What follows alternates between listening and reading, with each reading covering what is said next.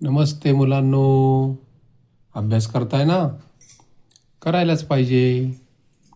चला आता आज आपण दशांश अपूर्णांक या धड्यातील उदाहरण संग्रह 40 सोडवणार आहोत.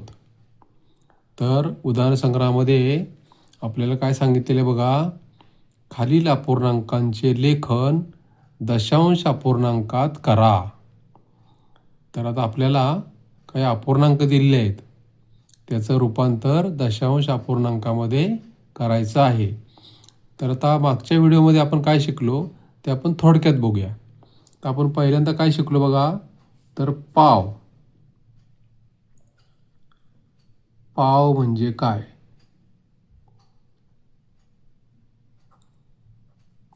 तर पाव म्हणजे काय? 1/4 आणि त्याचं दशांश अपूर्णांकामध्ये रूप काय होतं? 0.25. त्यानंतर आपण काय शिकलो? अर्धा. अर्धाचं दशांश अपूर्णांकामध्ये रूपांतर काय होतं? अर्धा म्हणजे काय? 1/2 आणि त्याचं दशांश अपूर्णांकामध्ये रूपांतर काय होतं? 0.05. त्याच्यानंतर आपण काय शिकलो? पाऊण. पाऊण म्हणजे काय? तर पाऊण म्हणजे 3/4 आणि त्याचं दशांश अपूर्णांकात रूपांतर काय होतं? 0.75. आता आपण हे का बघतोय? जे आपण मागं शिकलोय हे का बघतोय? कारण याच्यामध्ये आता आपल्याला प्रत्येक वेळेस पाव, अर्धा आणि पाऊण यांचा उपयोग करायचा आहे. म्हणून आपण याची काय केली? उजळणी केली. आता आपण उदाहरण संग्रह 40मध्ये पहिलं उदाहरण काय बघा, आपल्याला दिले 2.5. पहिलं उदाहरण काय आहे? 2.5. आता 2.5 याचं आपल्याला काय करायचं आहे? दशांश अपूर्णांकामध्ये रूपांतर करायचं आहे. आता 2.5 म्हणजे काय? तर 2.5 म्हणजे 2 आणि अर्धा. 2 आणि अर्धा. आता आपल्याला 2 हा पूर्ण माहीत आहे, तो पूर्ण दिलेला आहे 2, म्हणून 2 हा तसाच ठेवायचा. आणि अर्ध्याचं रूपांतर काय होतं बघा? अर्धा म्हणजे काय आहे? 0.05. मग हा 2 आहे तर 2 तसाच ठेवायचा आणि हा जो 0.5 आहे तो याच्या पुढं फक्त लिहायचा. म्हणजे काय झालं बघा? 2.5चं दशांश अपूर्णांकामध्ये रूपांतर काय झालं? 2.05. आता दुसरं उदाहरण बघूया आपण. दुसरं उदाहरण काय बघा? 2.25. 2.25. आता लक्षात ठेवा, 2.25 म्हटलं की काय करायचं? त्या 2च्या पुढं पाव वाढवायचा आहे. 2.25 म्हटलं की कुठली जरी संख्या असली तरी त्या संख्येच्या पुढं पाव म्हणजे 1/4 जे आहे ते वाढवायचे. 2.25 म्हणजे काय बघूया आपण आता. तर 2.25 म्हणजे काय? 2 आणि पुढं 1/4. 2 आणि 1/4. आता 2 हे पूर्ण आहे ते आपण तसंच लिहायचं आहे 2 आणि 1/4 म्हणजे पाव. पाव काय आहे बघा इथं? 0.25. मग तो 0.25 जो आहे तो पुढं इथं लिहायचा आहे 0.25. म्हणजे 2.25चं काय झालं बघा? 2.25. तर जेव्हा जेव्हा 2.25 येईल तर तेव्हा तेव्हा काय करायचं? त्या पूर्ण संख्येच्या पुढं 1/4 म्हणजेच 0.25 हे वाढवायचं आहे. मग ते 2.25 असू द्या, 3.25 असू द्या, 4.25 असू द्या, किती असू द्या. आता आपण बघूया तिसरं उदाहरण. तिसरं उदाहरण काय बघा? 2.25. 2.25. आता जसं 2.25 म्हटलं की आपण काय केलं? 2च्या पुढं पाव वाढवला. तर तसं आता 2.25. तर 2.25 म्हटलं की काय करायचं? 3च्या अगोदरची जी संख्या आहे ती घ्यायची, ती आहे 2 आणि त्याच्या पुढं 3/4 म्हणजे पाऊण वाढवायचं आहे. पाऊण 3/4. ह्याचं उत्तर आता आपल्याला काय येईल बघा? 2 हा आहे तसंच दिला आपण आणि पाऊण म्हणजे काय? तर 3/4 म्हणजे 0.75 म्हणजे 2.75 म्हणजे 2.75 म्हणजे काय झालं 2.75.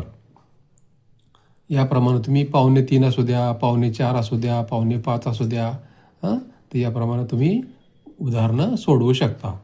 आता पुढचं उदाहरण बघूया आपण. चौथं काय आहे बघा. तर चौथं उदाहरण आहे 10.5.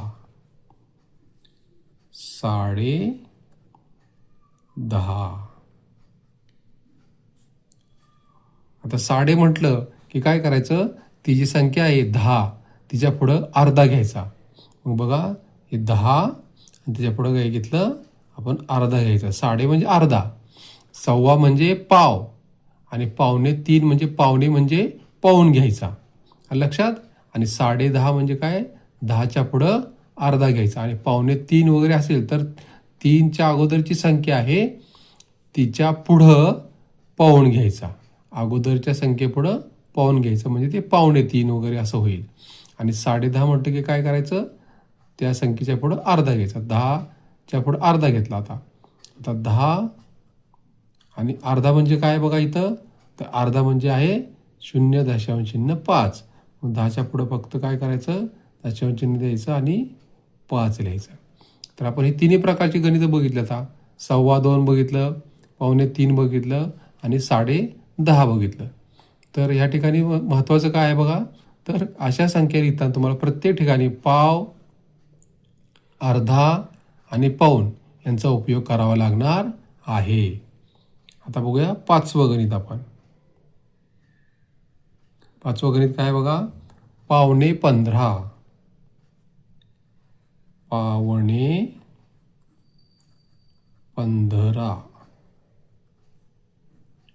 15.15. आता 15.15 म्हणजे काय करायचं बघा, तर 15च्या अगोदरची संख्या घ्यायची. 15च्या अगोदरची संख्या कोणती आहे, तर ती आहे 14.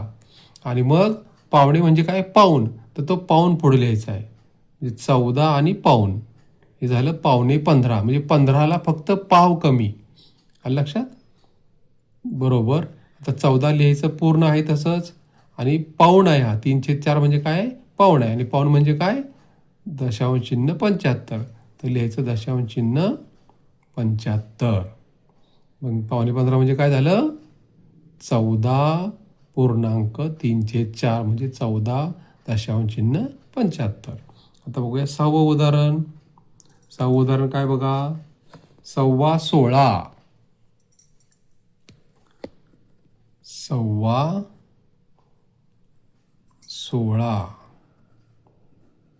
16 आपण अगोदर बघितलं. जसं 2.25चं आपण काय केलं, 2च्या पुढे 1/4 लिहिलं.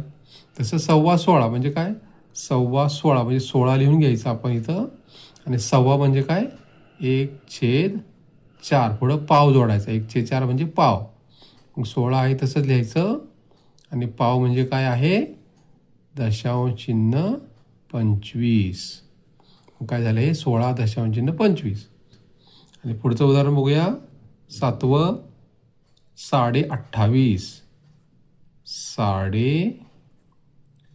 28.5.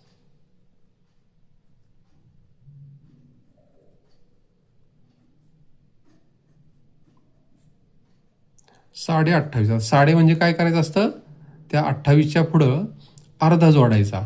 मग आता बघूया 28 लिहूया आणि पुढं साडे म्हणून काय अर्धा जोडूया 1/2. हे काय झालं तर बघा 28 पूर्ण आहे आणि हा अर्धा आहे. अर्धा म्हणजेच काय आहे 0.5 आहे म्हणून इथे लिहायचं 5. म्हणजे काय झालं 28.5. 28.5 म्हणजे 28.5. तर याप्रमाणे आपण उदाहरण संग्रह 40 हा सोडवलेला आहे. तर आता तुम्ही काय करायचं आहे, याप्रमाणे तुम्ही प्रॅक्टिस करायची आहे. तर आता आपण भेटूया पुढच्या व्हिडिओमध्ये. तोपर्यंत नमस्ते.